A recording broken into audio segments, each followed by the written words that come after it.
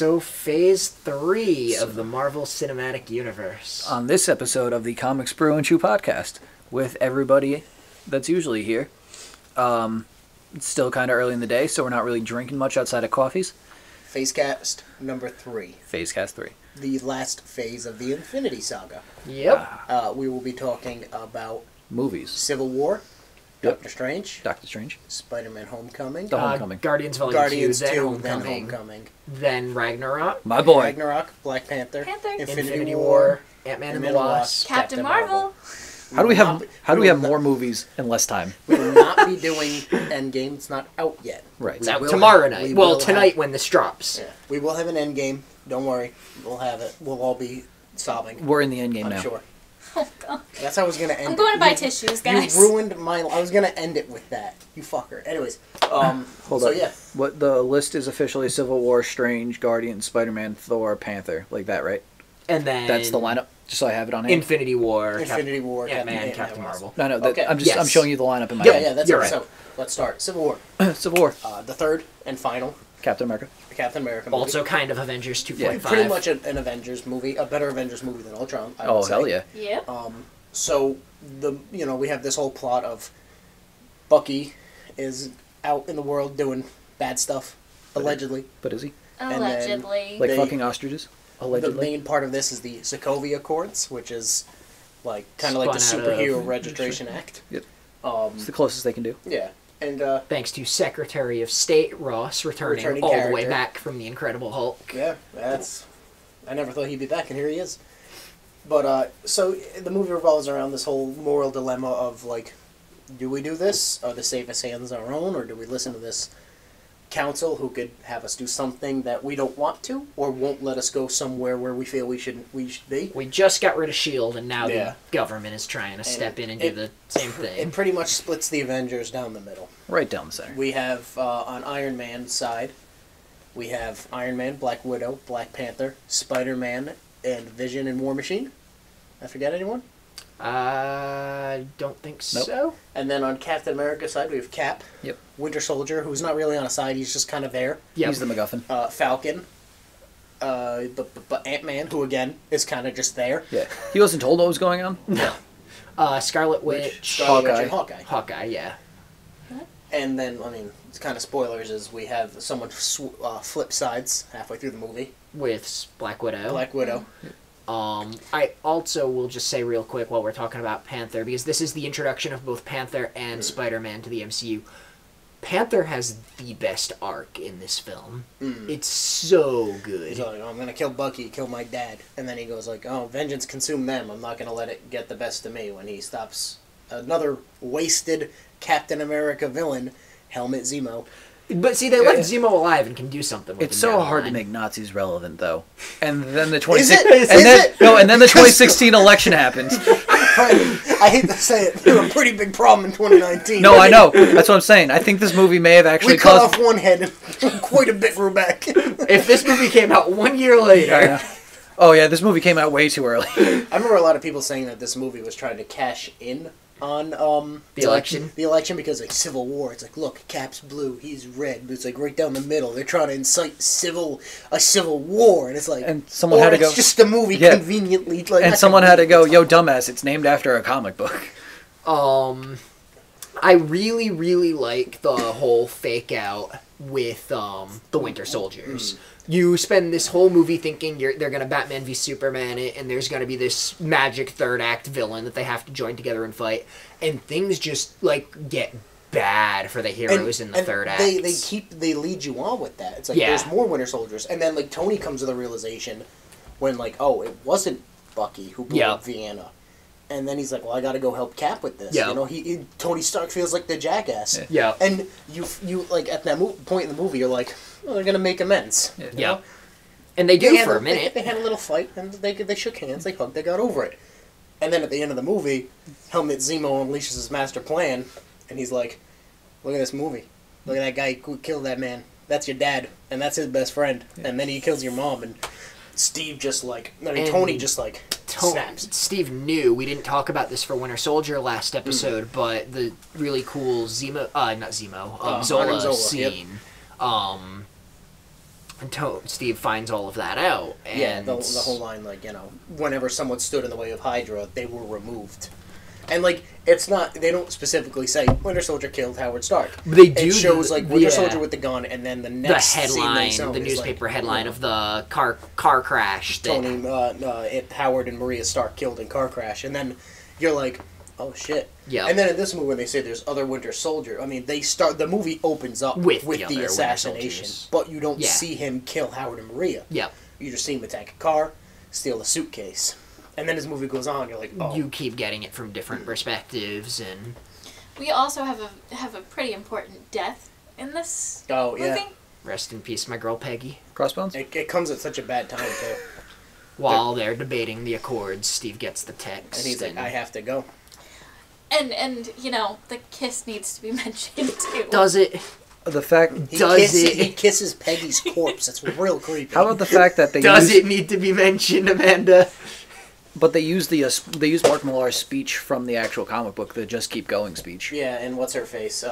It's Sharon Sharon. Carter, Agent 13, who gives it. But also, one of the best fight scenes in the whole fucking movie is the airport fight scene. Well, in the whole airport- fucking franchise. So the airport fight is fun, but then the fight with Bucky, Cap, and Iron Man at the end Is just also great. No, hurts. it hurts, but like, just like every part of this fight scene where like Spider-Man shows up, he's like, "Hey, Yeah. I'm new. I don't know what's And going on." How about the trailer? The first Civil War trailer drops, and at this point we know Black Panther and Spider-Man are in it. but it doesn't show But Spider-Man. we don't see Spider-Man. And then the second one, the whole trailer goes through. Yeah. And it ends with like this heroic Under ruse! fanfare. Steve goes, Tony goes, I've run out of patience. And he goes, under ruse, and then you see the web takes Cap's shield. Yeah. And everyone's collectively shitting their pants. He lands and he goes, hey everyone, and then like everyone loses Who would their have think it would just fucking take mind. 2 really bad Amazing Spider-Man movies before Sony's like, you know what? We'll play with you guys.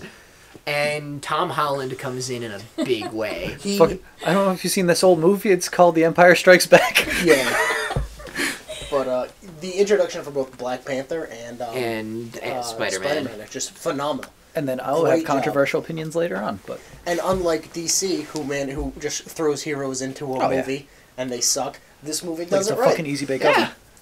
You know, they're just like, oh, There's Underoos. oh, Are we still such a friends good after line. this?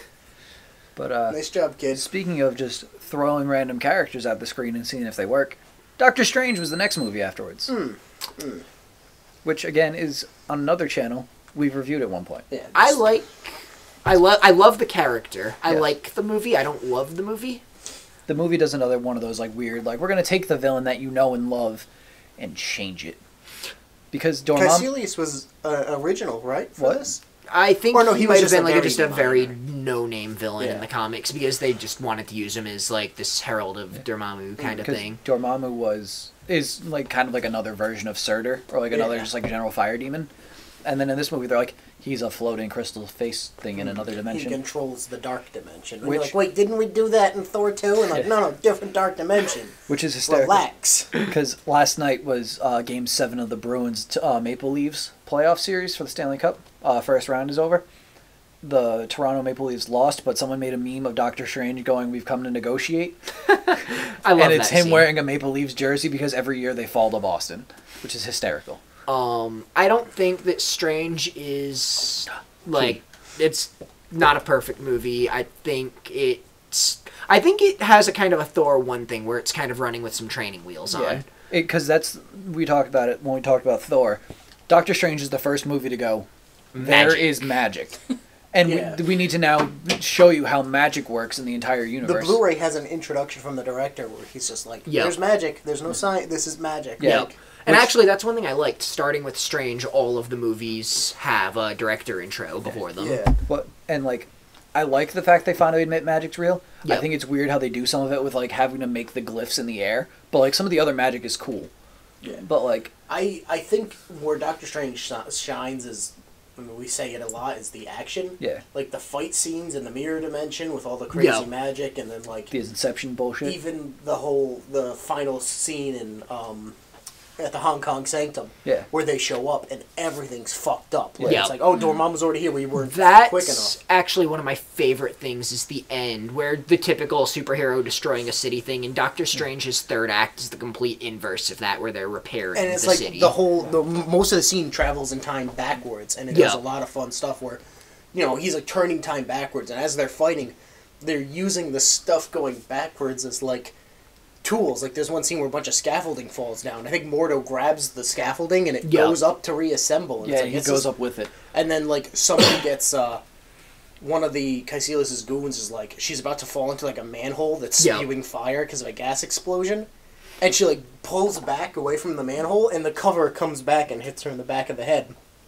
Then she gets pulled into a fish tank by water. It's like such a cool thing, and then she's in the fish tank because it like reassembles. Watching the Ancient One in the opening fight with the fans. Yeah, I was watching it, and I've been watching a lot of Last Airbender lately. I'm like, it's very fucking Kyoshi warriors over there using their fans and shit. It's cool.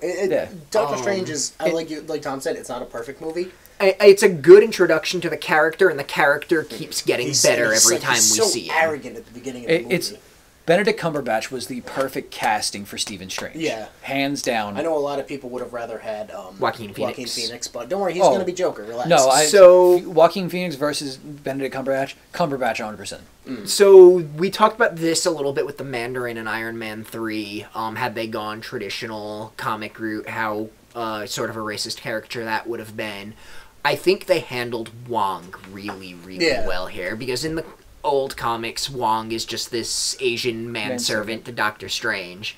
And what they did with Wong, and basically he's every bit as good as Doctor Strange. And they have especially moving forward into Infinity War, they have a really interesting, where it's just more of a friendship than anything, especially because Strange isn't the Sorcerer Supreme yet. He's just another master of the mystic arts like Wong.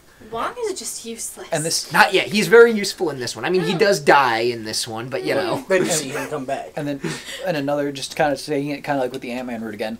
Like this feels like another like not an Iron Man ripoff, but like a rich man falls, car accident, needs to regain himself and like believe in something.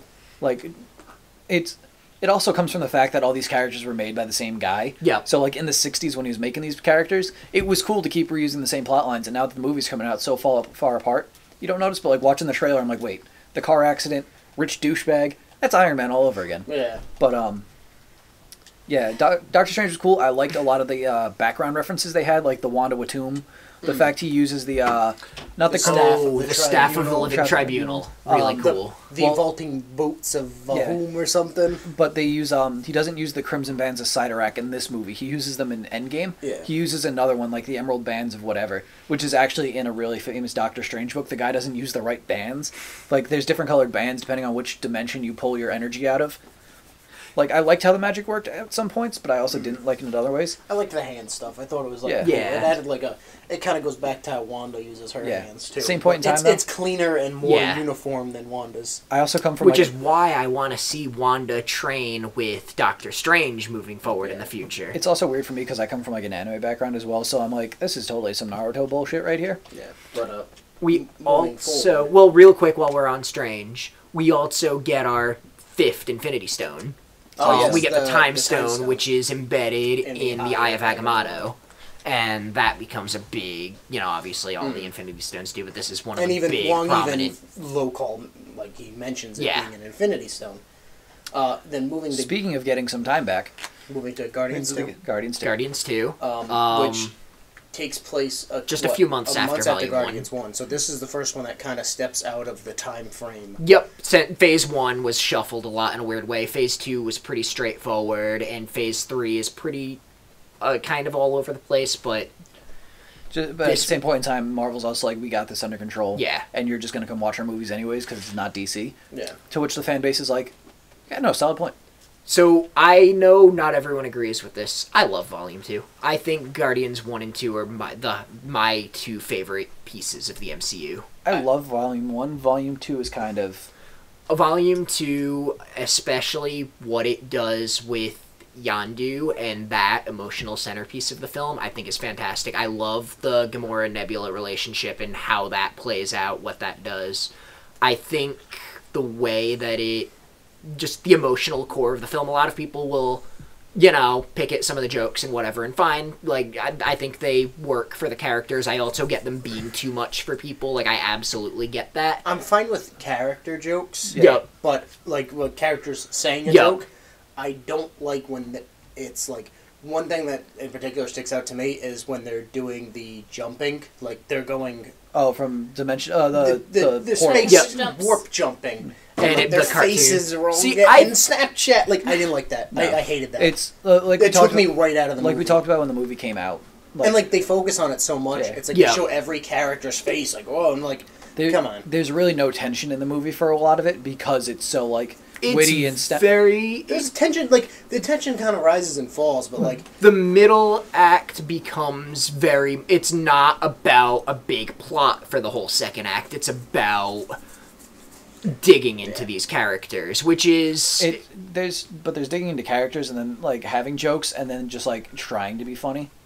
Another one that, when I watched it last night, stuck out to me that I didn't like is... I like the scene where they're trying to get Baby Groot to steal Yondu's fin. Yeah. Yep. That's a good scene with some really good humor. Oh, yeah. There's one bit of humor that I just don't like. They show all the Ravagers, and there's this dumb trope where when you have big, tough, bad guys, like cool guys, when they're sleeping, they're sucking their thumb, they're hugging a teddy bear, they're hugging each other. It's like, that's such a tired trope, and I get, like, these movies kind of have to cater to kids, but, like... And then there's the whole... How am I supposed to take these guys as a serious threat? The Drax and Mantis thing where, like, the entire movie he's just like, oh, you're ugly, nobody can love you, blah, blah. It's like... I like that. That's fine. It's funny to an extent, but then after a while it's kind of like... You can tone it back, like, a little bit. The opening with...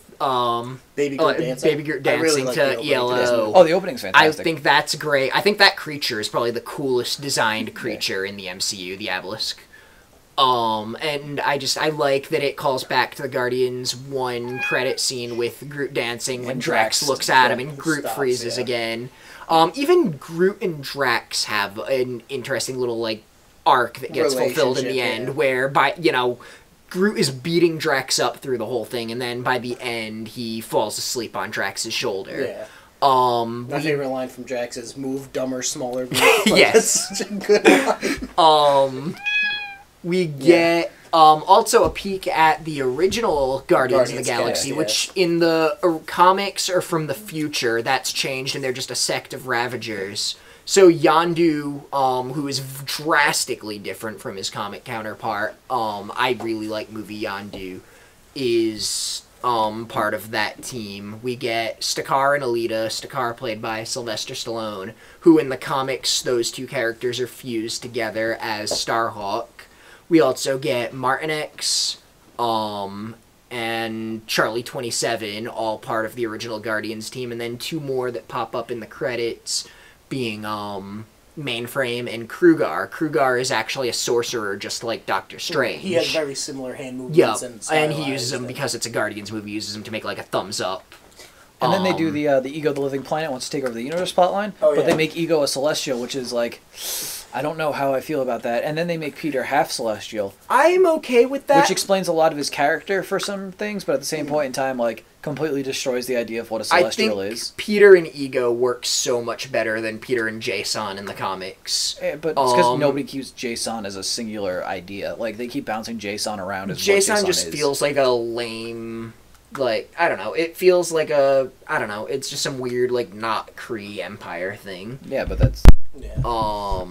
I think Ego... I really weird sound right now? That's a cat smelling the mic. Mascot of the... I really enjoyed Kurt Russell as Ego. I think that that works really well for the heart of the film and just really reinforces when you get Peter and Yondu at the end.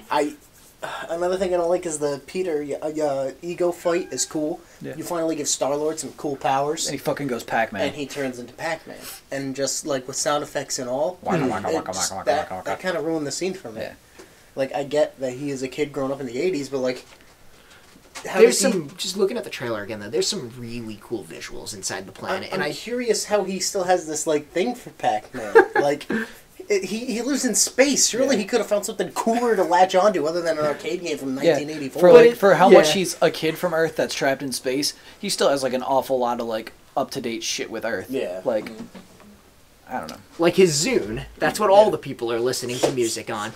And speaking of the Zune, I think another excellent use of music in the film. I really, really love Father and Son at the end. Yeah, the it's Cat a good way to. Stevens song. I think that's the best scene in the movie is Yondu's funeral. Yondu's And funeral that is end, great. yeah, it's great. Kraglin does is funerals another very well. fun character. Nebula really shines here, and Nebula, any scene with Nebula and Gamora is great. There's my two favorite scenes in this movie are the scene with Rocket taking out all the Ravagers. Yeah. Because they're like, it's just a Come a raccoon. little bit closer. And then the He's part not. Tom was just singing with Yondu and when he gets his new fin and the arrow. Yep. And he wipes out all the Ravagers. It's a really good scene. Yep. But I also like a lot of the humor with people not calling Rocket what he is. Yeah. Like at one Which point, carries into Infinity War in a at fun one way. point Groot says, "I am Groot," and he goes, "I'm not a raboon." It's just like I don't know why, but I just, That's The trash really panda fun. over that's here. Trash Panda. And That's another one that lands. This is just probably I'm the only one that's going to care about this. Guardians is I think the only film to shoot on a red camera, whereas most of the recent MCU films have been shooting on different RE cameras, and it does have a different look to it. Shooting on a different camera isn't solely what's going to be responsible for the different look, but I think that it is one of the best looking cinematography-wise what? films in the MCU. I think he was right. I think he is the only one that cares about that. And Moving on on to Spider-Man Homecoming. Something that's very near and dear to my heart. Spider-Man Homecoming. John, he's dead. Finally a Spider-Man. Oh, I thought you said finally he's dead. Like No, finally a young-ish looking Spider-Man. that looks like a normal teenage high He schooler, looks like a nerdy kid. but and, isn't the cool guy that skateboards everywhere. yeah. They hit that happy medium. Yeah. Like I thought they were gonna say the Happy Meal, and I was it's like, I could go for They one. got the three ingredients, like the Powerpuff Girls, but they got like nerdy kid, or nerdy, young, and superpowers, and then And they he's, got, quippy without being annoying. yeah. It feels like a high he's- school It coming feels of like a age John movie. Hughes movie. It feels like a John Hughes movie. It's a coming of age story. It's a good superhero movie. They don't do his backstory, which is Thank fucking God. fantastic. If I see Uncle Ben die one more time on screen, I'll kill myself. I MJ will. in this movie, I actually enjoyed. Yeah. I like Michelle, You yeah. don't even find out it's MJ till the Yeah. end. Which a lot of people think that she's not going to be MJ. Yeah, because they saw some photos from another set where there was a girl with red hair, and they're like, "Oh, it's MJ." But it's just like, They said she's gonna be the MJ-ish figure. I think she's the MJ stand-in. yeah. Because they already did traditional MJ, they already did traditional Gwen. I get going different route with it. And once again, the actors who played Peter and a love interest ended up dating in real life after a movie. Did they? Yeah, they're aren't Tom Holland and I Zendaya have still no idea. dating? I have no idea. I know. What's her name? Emma Stone and Andrew Garfield dated after Spider-Man, Yeah. and I'm pretty sure they are still. But anyways, I don't Oh, fucking Michael Keaton as the Vulture. That Oh man! After is Birdman, one other everybody one of called the for it. coolest Yeah. MCU suits. I also think that this movie uses Tony Stark in a very, very cool interesting way. way. They Yeah. do the It webs. plays a lot on Tony and Howard's relationship and does some very similar parallels Yeah. in a post Civil War world. There are no Avengers. The Avengers are Iron Man, Rhodey, and Vision. Yeah. That is the Avengers. And not to mention, there's also the scene with what's it called? Yes. There's the scene with on the Staten Island ferry. Yep. Yeah. Where the FBI shows up and it's like, oh yeah, there's still agencies that do stuff like this and they're working with Tony Stark because Tony Yeah. even says I called them. They're there because of me. And even Damage Control, which is set up as having cleaned up the Battle of New York as well, And then have been is cleaning Tony up all Stark's. these, yeah. So, and also, That's just a speaking big of plot the point of the movie. wreckage that gets kind of recovered, the Shocker Gauntlet is actually recovered from the Crossbones. Yeah, they even mention that in the fist. scene. He says that it's like, oh, I got this from Lagos, and then blah blah blah. You see some cool Chitauri tech again. I think it's Chitauri tech that Peter Yeah. brings on the field trip with him. I was very worried when early on before the movie came out. They're like, oh, we have Shocker and we have Vulture and we have the Tinkerer. and it's then like, Scorpion oh no, reference. it's Sony putting 12 villains And into then, a movie again. Donald Glover got cast as Aaron Davis. yeah, and I was Prowler. like, oh my god, oh, what are they doing? But And they then did, it they're just all works. just little lackeys. It's really just Vulture. And then they were like, they also cast Matt Gargan. Yep. and you're like, oh god, Scorpion too. You're like, oh, what are they? Michael fucking doing? Mando. This is so mad, Michael like, Mando is a fantastic actor, and I really can't wait to see him play Scorpion. It's very like you think when like everything about this movie was like I'm kind of worried, and then like such a good movie in the end. Like yeah, I love like the whole scene where like Peter's trying to save the Staten Island ferry, and then Iron Man comes in and like fixes it, and there's that guy who's like, "Way to go, Spider-Man!" And then Iron Man shows up. Way to go, Iron Man! And, like just him like kind of having his walk about the city at the beginning when he's like, some nice lady bought me a churro. He's waiting for school to end, and then like he just goes and he does like all the web slinging and like he's just trying to help people, and he wants to do more, but Tony doesn't want to give him more, and he even says like, "Stay close to the ground, be the friendly neighborhood Spider-Man." this is the Stan Lee part. Yeah. Stan Lee's in the film, obviously. Oh, Wait, he's in a Marvel film? Well, I mean, this one out of any of them. Yeah. I Don't think, make me come down there, you punk. I think the Homecoming suit is my favorite Spider-Man suit on film. Yeah. I know a lot of people like the... I'm a big fan of the Raimi one. I know a lot of people are a big fan of the Raimi one. I don't like the webbing. I don't like it, man. I just don't. And this suit's great. I love his homemade suit in this. Yeah. Oh yeah, the homemade suit's fantastic. Going back to Vulture, man, when they were like, Vulture's the main villain in this one. Everybody kind of like freaked for a second. They were like, "What do you mean?" And then it was Michael Keaton. I was like, oh man, like they're gonna have to work hard to make him cool because in the comics he's an old bald dude with a skin-tight green outfit and he's got wings and he's like he even looks like a vulture. And then in this he's like, I've got this cool suit with talons.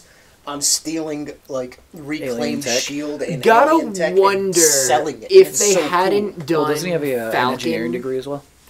Yeah, yeah. If they hadn't done Falcon in his wingsuit, I wonder if like this Vulture take would have been any different. Like, I think the Vulture take would have that it's derivative. Yeah, I feel like it would have been different only because Michael Keaton being Birdman, everybody wanted to be Vulture immediately after that. If you consider that, even though that's missing the whole point of Birdman. If you look closely and you read into it a little bit, like they mention the Triskelion cleanup. Yeah.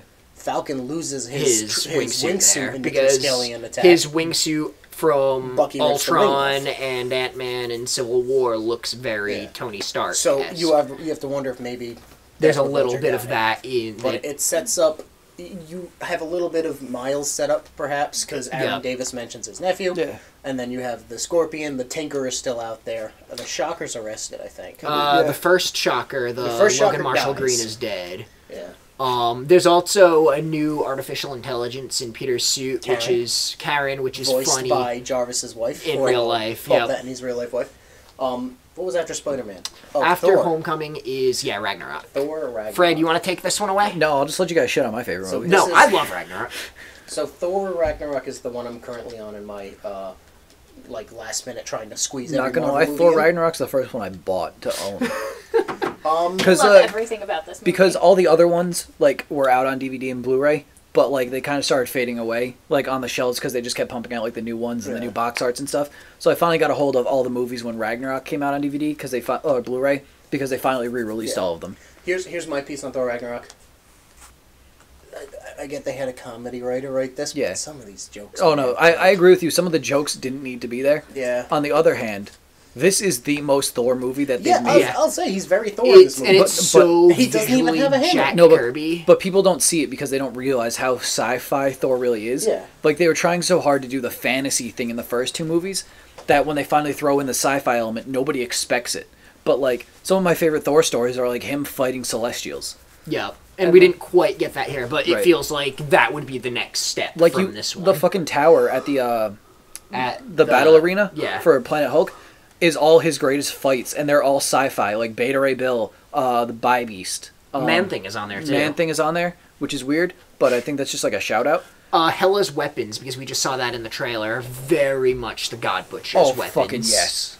And, like, her whole look actually feels God Butcher. If they did God Butcher as a movie, I would love it. But, like, this movie is just fun. Yeah, for me. It is. It's finally a Thor movie where you can sit down and have a good time and not get bored to death by boring. It totally revitalized Thor as a character. It made me feel that if any of the core original Avengers are going to get another post-Endgame sequel, it's going to be Thor. Oh, yeah. But that's also because Hemsworth was, like, tired of people shitting on his movies. And then this one everybody loved, so he's like, you know what? Now that people like me. But they got so much stuff right in this movie, and this did so many like of those things, like calling out to the other comics that like a lot of the movies have done recently. Like you get Scourge with the machine guns, you get all this shit. There's that really cool shot that looks like a big like Renaissance painting of the Valkyries going up against Hela. Yeah. Oh, but my favorite scene though has to be at the end when he gets the lightning powers and he just fucking walks across the Bifrost nailing people. And then because you finally realize that he doesn't need the hammer. Right. He doesn't need the hammer, and he's just so insanely powerful for the first time. Well, I think part of it's because like they might be doing the Odin Force. The other part of it's the fact that he is the god of lightning because Odin has the line, "What are you, the god of hammers?" I love that one. Korg. Korg. I love Korg. I will say Korg has my favorite line in the movie, and that's when Loki's talking to Thor and he disappears and Korg Piss comes off. running in. He goes, "Piss off, ghost!" I don't know why. And he kicks the wall. Every time I hear that line, I laugh. I don't. It's just so funny to me. Just piss off, ghost, because it's like what like who would say that to a ghost? Who would come running in, piss off, ghost, and try and kick it? Like, Oh no, there goes new Doug. oh yeah, yeah. Hi, new Doug. Korg Thinking was- he accidentally squished Meek at the end. Oh my god. Meek's dead. Meek! This movie also possibly sets up a siege, possibly. I would love that. Because Thor has all his Asgardians on his ship. And now he's got half of them. And he's headed to Earth, right? He's headed to Earth at the end because Yeah. they're on their way to Earth when And Thanos intercepts. Even with on Odin's death scene, they're in Norway? Yeah. Yep. And they're looking over a cliff, and he says, "This is home." Yeah, And that led me to believe that Thor's going to try and move a bunch of Asgardians to Norway. and we might set Oh up my God. Asgardia in If they Norway, do the and that would be Brockton. cool. Oh, that'd be so fucking cool. But, no, because what, Asgard is where its people is? yeah. Yeah. Which is like, oh, and they start setting up, I know they take it out in Infinity War, but they start setting up Odin Thor, which is fucking amazing. Oh, with the missing eye. With the missing now, yeah. eye. He already lost his hand in Thor 2. I think it's a Loki It's vision. a Loki vision, yeah. But they chop off his hand, which they do in the books.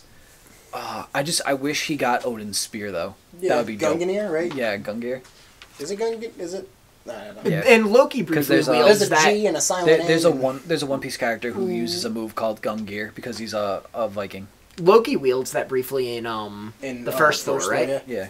And he also has He's it in... he's wheeling it in Thor 2, and then He has it in Thor 3 as well. Yeah, I think for a he- second when he does his Well, Odin impression. And Which, since we've been, you go by the first. way, Matt Damon showing up as playing as- Loki. playing Loki. Which Hemsworth played Thor? It was one of the Chris. Hemsworths is no, Thor. no, it's his younger brother. It's the one who's Liam. no, No. it wasn't Liam. Luke. It's Luke. It's his And third brother. then Who doesn't Sam really do anything. Neill is Odin in that scene, which is fun because Jeff Goldblum is the Grandmaster in this. I want to see Grandmaster and Collector on screen together. You know, he just reminded me. Grandmaster shows up in the credits for Guardians. He's 2. just dancing At the there, end. yeah. I remember seeing it in the theaters, being like, "Why is Jeff Goldblum in this?" And I was like, "Did I miss him? Was Yeah, he in no, it and I he's just there to missed it?" dance. And then he's in Ragnarok.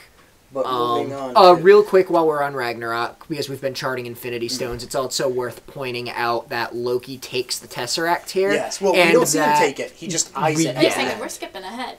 Black Panther's next. Oh my god, I'm sorry. But also, it's Skipping a really over Panther on fun. me? In the first Thor, we see an Infinity Gauntlet in, Odin's treasure chest, and Hela reveals that that's a fake because Odin just, plants a gauntlet there to be like, "Hey, look, universe, you're safe. Also, I have it." Something I thought of today when I was like, I watched a little bit of it today before we started recording this. When she shatters the hammer, they just kind of leave it there. Do you think some like Norwegian dude just stumbled across a pile of rocks and a wooden handle that he couldn't lift, and he's like, "What the f- is this?" Also, if you can't lift it up when it's a pile of rocks, it's still pretty useful as a paperweight. If I was Thor, I would have just grabbed the rocks and just started hucking them at people. What can they do? They can't throw them back. I like He whenever could also Thor make, just... could he summon the pile of rocks? Because then he just has a cool pile of rocks. It also weapon. it also depends on the enchantment and like the current canon of the thing is that actually inside of Mjolnir there's a sentient space storm that Odin trapped after fighting it for 2 weeks. Okay. Okay. That's Jane Foster shit. But So moving on to the first MCU movie nominated for an Oscar, yes. Yep.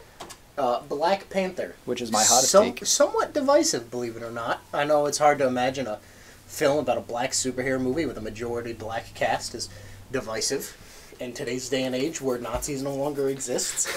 Thanks, Cap. I really like this one. This was I the do this too. was the big controversy before Captain Marvel, Yeah, this was the big controversy for Captain Marvel. which Not gonna I don't want People to. only liked it because they're racist if they don't. Yeah. No, not really. Which no. I'm not gonna lie, I'm not like the biggest Black Panther fan. Not because like I don't have a context for him in the comics. Because going into the movie, I tried to read some just so I had like some I knowledge. always There. thought he was cool. Yeah, he's a cool character. I liked him more in Civil War than I liked him in this movie. He I doesn't- saw Panther how many times in the theater? We went like 6 times or Yeah. something. Wow. Like I saw, Movie Pass was a thing at that point. Oh right, I saw it twice. I think. I saw it once and I wasn't like a super big fan of it. Like I've liked Wakanda in Infinity War and I liked the inclusion of Wakanda in Civil War, but like his actual standalone movie, like I get the hype for like Killmonger and stuff, but I was just like, eh. I adore Shuri, so. Yeah, Yeah. I like Sherry do. Sherry's great. I think Wakanda just looks. I think this one, it's weird. It has some like weak special effects compared to the other films, Yeah. but never mind like the actual quality of the special effects. The design I think is fantastic. Also, I one of the love best villains Wakanda. in the MCU in Yes. Killmonger. Yeah. And also one of the most fun in Claw. Yep. Claus has I'm upset that they decided to kill him halfway through this movie. Yeah. I was very disappointed. I feel like just why not just bring him back? Yeah, Claw's he's fun. Like Yeah. he feels like And he a starts to say censored great, yeah. villain out of a Neil Blomkamp film almost. Oh man, the Power Ranger fight at the end. I love the whole Hong Kong set piece. Yeah. That is That's really, Seoul, isn't it? really cool. Yeah, it's South Korea. It's South Korea. It's Seoul. Sorry, what did I say? You said Hong Oh, Kong. whoops. Yeah, the whole Showing the real races of the group. with like the Shuri remote controlling the car. Yeah. The fact that car's like a hard light the construct at scene. points. What's her name? Okoye? Okoye? She throws the Or spear. Nakia. She Okoye. throws the vibranium spear, and because it's vibranium, the car just hits it and like Stops. crumples, and it's like that's cool. Yeah. That's really cool. I like, there's that opening action scene when he first In the gets Congo? to... Yeah. That's a great And scene. I I love. never freeze. I just love when Like they a point, deer, like an antelope in they headlights. point the gun with the flashlight into the tree, and he's just Just there. there. I still It's love. really... You go. I still love the scene with Shuri and everything where she's walking in and she just flips them off. Oh yeah, it's Donald Glover helped write A lot his of the brother helped dialogue write, yeah. and stuff between Shuri and T'Challa, yeah. Plus they do the memes. They do what are those? Which in 2019 that's kind of a dated meme. Yep. It was kind of dated when it hit last Oh, yeah. year. Yeah. Can't wait for Endgame with all the Fortnite dancing. Be careful. I mean, they already put Thanos in Fortnite. I haven't seen Shazam yet. Well, yeah, but it's a cool movie. It's weird seeing an MCU. Oh, I guess Spider-Man, but it's weird seeing like another Origin. MCU character who's been established, and then kind of have an origin because they Yeah. very much go through like Yeah. how he becomes Well, a Black Panther, how he gets the powers. I feel like all It's that an stuff. origin without actually being the origin. With Spider-Man, you don't need to do the origin because I think Marvel's Yeah. smart enough to realize they had like 4 of those Yeah, already. it'd be like showing the Superman. the Batman origin. Oh, again. yeah. Oh, they'll do that though. Yeah, 'cause they you need. I think, too, it's funny, Thor, Ragnarok, and Black Panther are such radically different films. Like, you look at them and it's really all about how differently they're executed. Because you boil them down and they're the same story. The problematic father in this secret hidden away, kingdom is killed and his son is left to make up for the father's past sins by taking down a family member that's been, pushed away from the family that's trying to come back and claim their right and has to move past all of that. Like, it hits a lot of the same plot points, but the execution is so different in the two of them. It's again like a lot of people say Killmonger does shine. That's definitely one of the most interesting villains in the MCU because Yeah. like he's kind of just like, hey, I have a right we- to the throne. yeah, and that and the whole like, Wakanda's so peaceful. Yeah. We should take over the rest of the world and force that peace upon them. And it's cool to have a movie that ends where the hero really does learn something from the villain. He's not going to go out and massacre people like Killmonger was Yeah. trying to do, but he's like, gonna beyond the insanity that there was to Killmonger, he had some real genuine thing. He was going about it way the wrong way, but he had some real points that he was trying to get at, and I'm going to actually honor that mentality and do it right this time. And speaking of going out and trying to make the world a better place, Avengers Infinity War, where Thanos tries to fix the entire universe. We have a podcast on this one. We do. We've talked about it Hey, at great length. how long is that one? An hour? Oh, like an hour and a probably. half or So we something. have an hour and Yeah. a half one on Endgame, so we're gonna try and brush On over this Infinity So, War. one. Yeah. Infinity War, Everyone is dust. good movie. One, yeah, like Lord of the Rings scale Marvel Cinematic For Universe. for Thor 3.5, I greatly enjoyed it. For Thor- What do you mean? This is Iron Man 6.5. See, I think hero-wise, it's totally Thor and Gamora's movie. I guess if it's anyone's movie, it's Thanos's. Oh yeah, it's Thanos's for sure. But like from a hero perspective, Yeah. those are the two. Gamora is kind of the heart of the movie, and Thor is the driving force from the hero perspective. Yeah. Wanda And- got to shine in here too. oh yeah, Wanda's great. Yeah, Wanda has to make the sacrifice play, and So we Vision. finally, since we were You chronicling might the want to Infinity finish Stones, that sentence there, John. since we were chronicling Infinity Stones, there's one last here that gets revealed here in one of the film's most heartbreaking sequences. Yeah. We finally get the Soul Stone. A lot of people thought that the Soul Stone was going to be in Wakanda because they have that whole Soul Realm, and Stupidest theory was that Tony was the Soul Stone. yes, I remember reading that one. They're like, Tony is the Soul Stone. Howard Stark found the Soul Stone and made a human out of it. I'm Oh like, my god. Well, Oh, no, boy. That one. well, part of that's because in the comics, like at one point, the story arc was Tony Stark's actually like a test tube baby that they like genetically engineered to be like super smart. yeah. but Soul Stone being on That planet Vormir. Vormir, yeah. with Red Skull guarding it. Yeah, the Stone Keeper. Red Skull. That was one of the most out No, there. you know what that like- was? That was Nazis making a comeback in 2018. That's the only. You know, Timely. The Nazis coming back is not, represented by Hydra resurfacing in the modern day. It's just a red dude chilling on a planet guarding a rock is what Nazis in 2018 are like. I mean, not far off. But yeah, so we do have that other podcast. We'll probably link to it in the description Yeah. if Tom can handle Or that. you can find it in the I'll link playlist. to it. yeah. I'll link to that, and I'll link to the Captain Marvel one.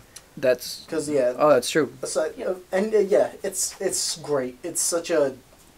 It's the best Yeah. Avengers movie so far. Oh yeah, Like, I mean, Avengers, not like the entire MCU. Like, It's the best in the Avengers. title. And then we'll quickly do.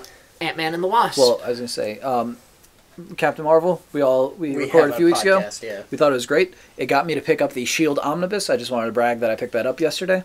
It's fucking fantastic. I haven't started reading it yet. I didn't even get to take the plastic off of it. Amanda did.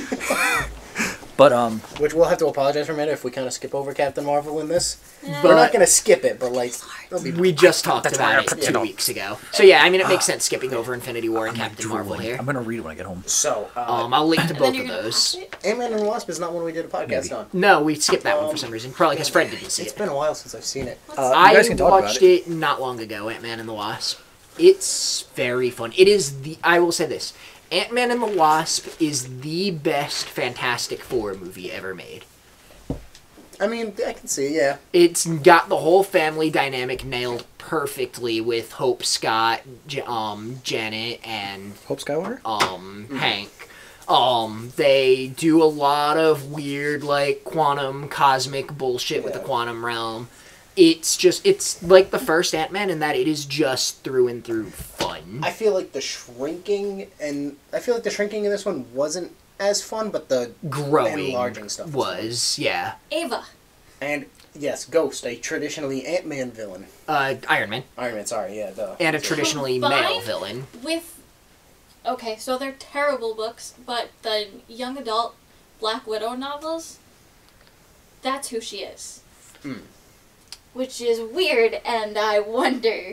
She's a cool she's a very, I thought she was just gonna be like, I move through stuff and that's all I do, but like, there's interesting connections, Yeah, she has references, a and really history. cool arc, actually. It's fun. Like, apart from Walton Goggins' character, there's not a single bad person in this movie. Yeah. Like, it is through and through about family and people just yeah. trying to, like, the stakes are personal. It's not like end of the world. It's No, like, it's not even. I don't think the stakes are even really like the heist in the first film. Like, yeah.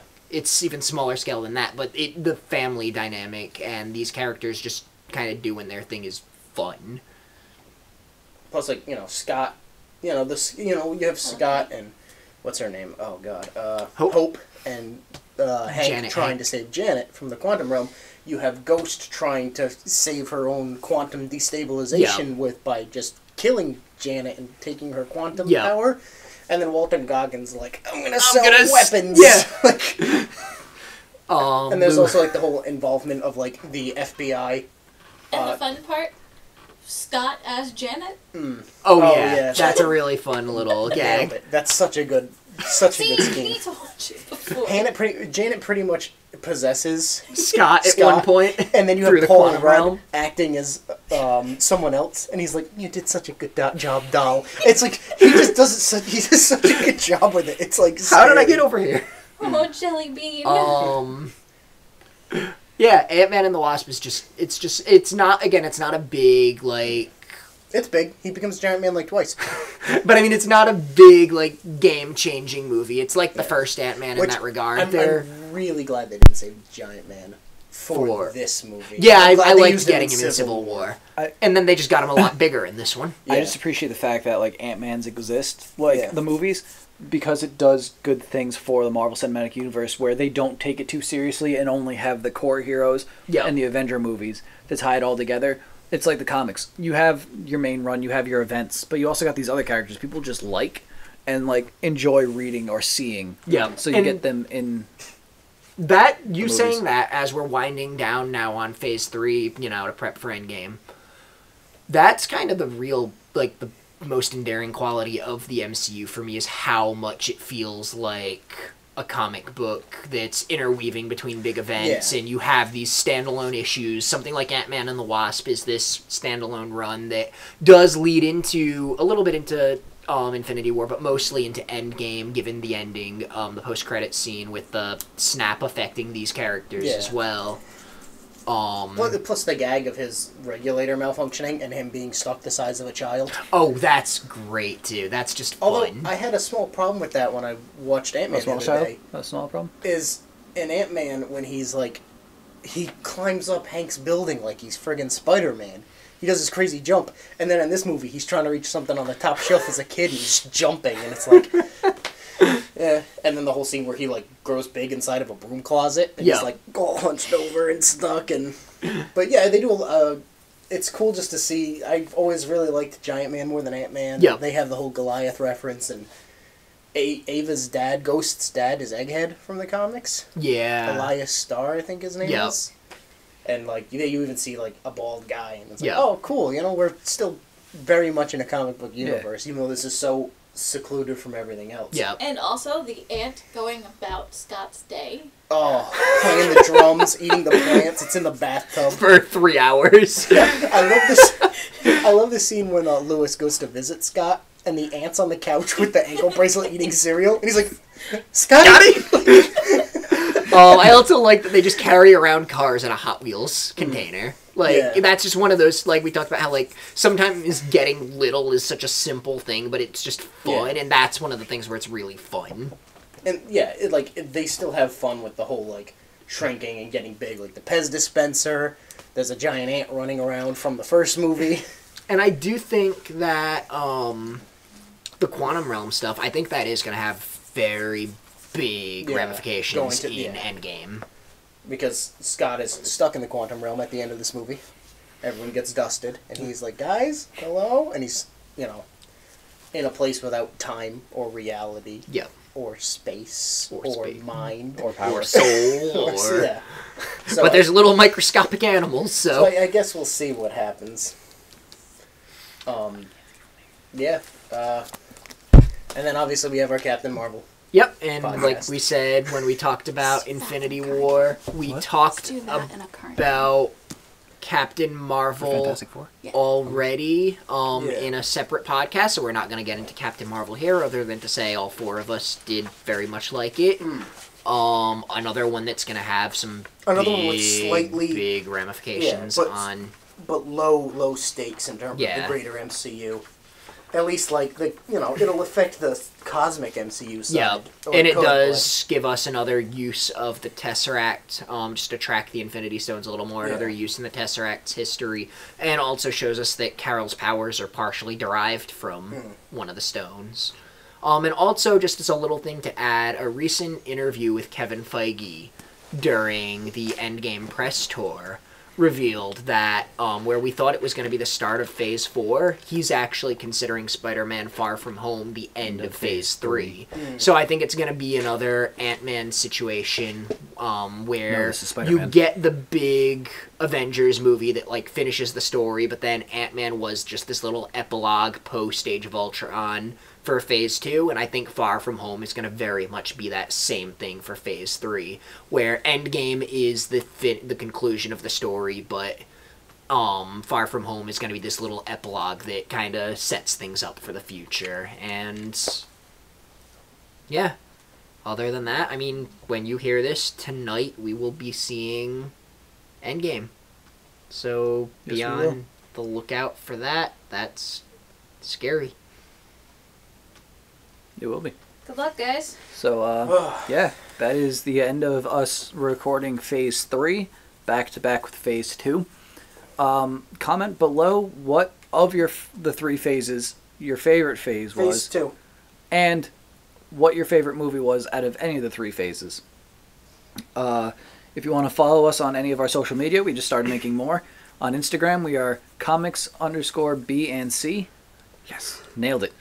And on Twitter, I'll make it simpler this time. We're just @BrewComics, and then maybe we'll link it below just so it's even easier to find, because that's a lot of information we're throwing at you. Hopefully we'll get back to reviewing books as well. I know movies trend to, like, kind of trend better on YouTube and stuff, but, I mean, some of our videos that have the most views are still book-related. And I'd like to get back to doing some because I have a collection at my house that I need to use. So we'll probably do Endgame next after this, Yeah. and then move into books again after Endgame. Probably. And then we'll go from there. Try to do a mix again of graphic novels and regular trades for series, because I know we still need to finish Batman. Mm-hmm. I need to start Batman. All right. So And, do you want to take us off, Fred? I was going to say, that's that. Thanks for listening to another episode of the Comics Brew and Chew podcast. We'll catch you guys next time, where we will be back to having brews and chews as we go along.